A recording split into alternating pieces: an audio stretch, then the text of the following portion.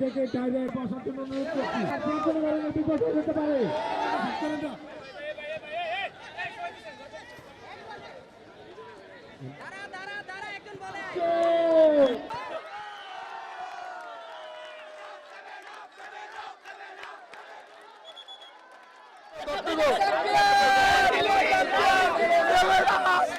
হার জিত থাকবোই, সবাই এনজয় করতে আসছি, এনজয় করব, মজা করব, এটাই আমাদের ইচ্ছা। কোনো মারামারি নাই, কিছু নাই, আনন্দ সহকারে আমরা মাঠ ত্যাগ করব। ছোটকাল থেকেই যখন খেলা দেখতাম তখন থেকে আমরা এই আর্জেন্টিনার উন্মাদনায় মারতাম।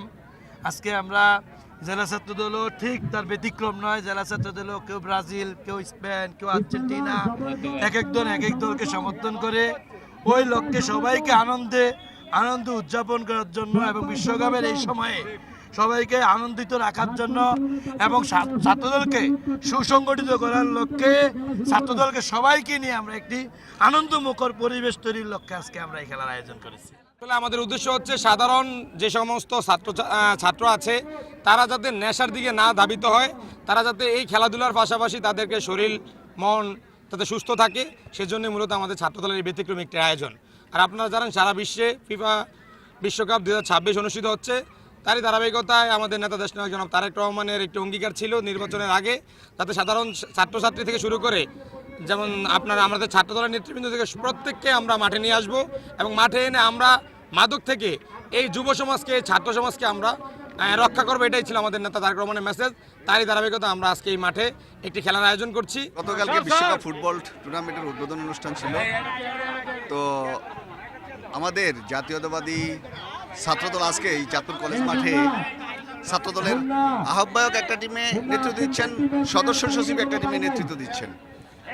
তো যদিও তারা দুই টিমে নেতৃত্ব দিচ্ছেন, আমরা নিজেরা একে খেলা আমাদের জেলা বিএনপির সংগ্রামী সভাপতি আমাদের মাননীয় সাংসদ শেখ ফরিদ আহমেদ মানিক ভাই ইতিমধ্যে আমাদেরকে নির্দেশনা দিয়েছেন যুব সমাজকে মাদকের হাত থেকে রক্ষা করার জন্য বিভিন্ন খেলাধুলার মাধ্যমে তাদেরকে ব্যস্ত রাখার জন্য বলেছেন। ছাত্রদল আয়োজিত আজকের তারা আর্জেন্টিনা বনাম ব্রাজিল ছাত্রদলই খেলছে।